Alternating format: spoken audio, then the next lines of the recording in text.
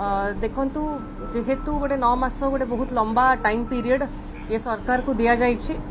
तापरे मध्य जो तथ्य गुड़ाक गृह रे रखा हेछि जेतिकी महिला अपराध बढ़ी चली नारी निर्यातना घटना आपण नियंतु दुष्कर्म नियंतु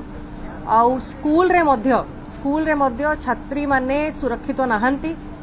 जोति पई कि हाउस रे स्वर मध्य उठैछु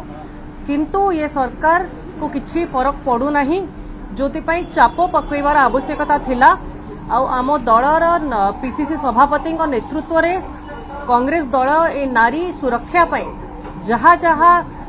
दरकार पदक्षेप नबा गोटे सचेतन विरोधी दल हिसाब रे आमे नेइछु गृह भितरे गृह बाहर मध्य प्रत्येक जिल्ला रे जिला कलेक्टर कर ऑफिस घेरेउ होउची सेठी दाबी पत्र दिया जाउची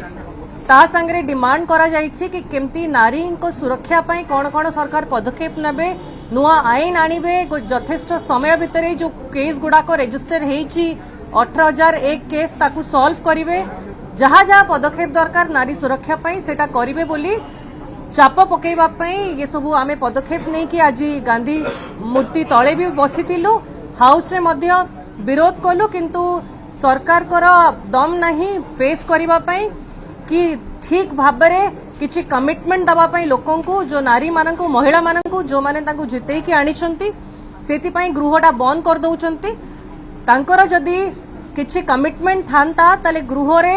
कहि परिथांते कि आमे एतिकी समय भितरे केस सॉल्व करिवु आमे एई सुधार गुडा को आणुछु डिपार्टमेंट रे एई सब जिंस आमे सचेतन होउछु एई पद